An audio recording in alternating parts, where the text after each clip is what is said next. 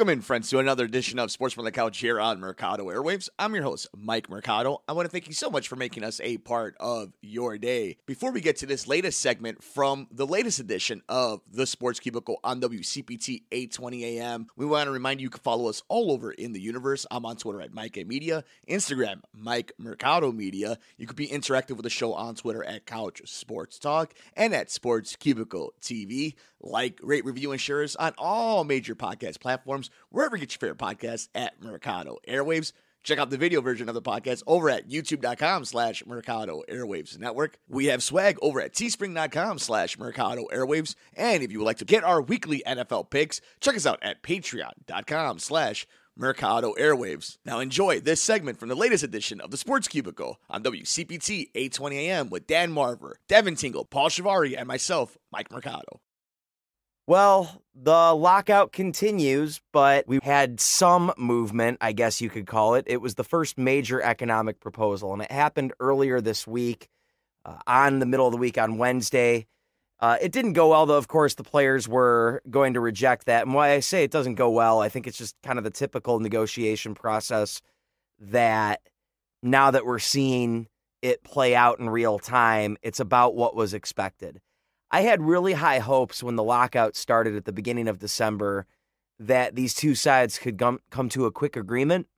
I understood that they didn't want to negotiate before the holiday, but it doesn't really feel like that they're in any rush to get anything done, which means that now we're getting closer and closer to spring training, and the threat of a delayed start to spring training, postponed spring training games, or perhaps the dreaded late start to the season, or the biggest fear, which is, will there even be a season in 2022?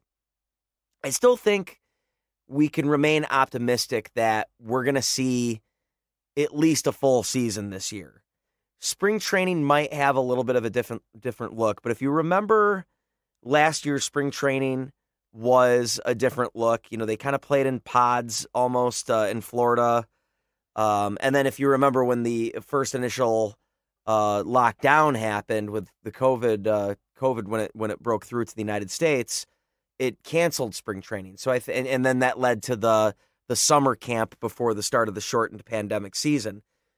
So I think all the parties are used to having to be flexible when it comes to spring training, but this was supposed to be a return to normalcy in some regard. And of course, with stepping outside of baseball, with how many cases of coronavirus there are due to the Omicron variant, we probably would have seen some sort of adjusted spring training anyway.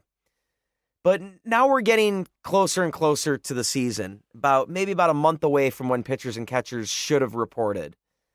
And it doesn't look like that these two sides are really wanting to move closer to a conclusion to this negotiation. Jeff Passan from ESPN reported that there was no deal, there was never going to be a deal, and then when the league made the proposal, the reaction among the players was not positive. Now, few on either side expected it to be, but that's kind of what he was saying, that these negotiations are very, it's not linear. Sometimes there's big proposals, sometimes it's incremental. The union is going to counter probably sooner than later, which I haven't heard anything in the last few days.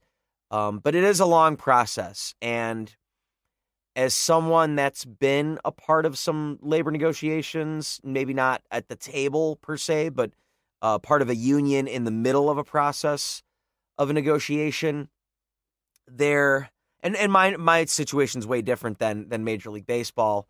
But of course it is like that. You know, both sides start with exactly what they want with no compromise. And, you know, you kind of see which side can blink first, you know, and who has the leverage when it's all said and done. Basically, the league's leverage on this will be revolving around the fact that the players aren't going to get paid if there's no season.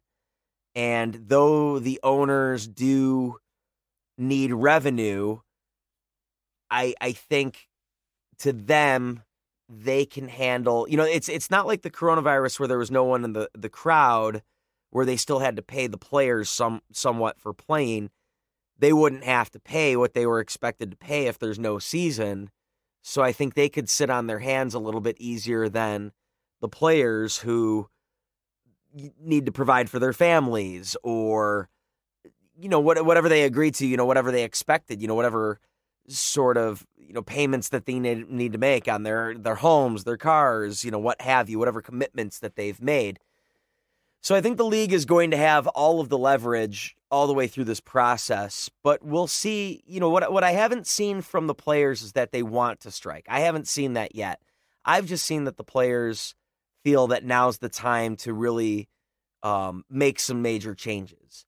Now, we may see some things change in the next month here, and we might start seeing the players try to gain some leverage by threatening a strike, but we're not there yet. And I think the thing that both the players in the league has to realize, especially the league, is that the fans eventually are going to be upset if you take away any of the baseball. Now, I think the hardcore fans, such as myself, who likes covering this, we're not going to go anywhere. But at the same time, I think it'll make a person like me more cynical and skeptical of, what is this league truly about? What are these teams really, truly about? And I think the players, are getting more and more out of touch with the common man, especially, reflective in some of the higher contracts that are being paid out. And I think the casual fan, I think there's a contingent of baseball fans that don't really totally understand what's going on right now. And it doesn't affect them because maybe they just don't watch the hot stove league and what moves are made in the offseason and that excitement. But once you start getting to spring training and closer to what the supposed opening day was, those are the fans that you got to worry about. The ones that are going to have the same reaction that you saw the public have in 1994 during the players' strike. The ones that, you're going to need a controversial home run chase to possibly win them back. And who knows if that could even do it. What would attract fans at this point? We've already seen the long ball era through steroids and a juiced ball. Is Shohei Ohtani going to be enough to bring fans back? I don't know. And that's something that the league has to consider going forward. And of course, you can follow, myself here on the Baseball Weekend Journal and Sports Cubicle TV on Twitter, where we cover this, where we talk about this, and we're going to be following this story as it continues. And we hope that that you keep it here, Sports Cubicle and the Baseball Weekend Journal.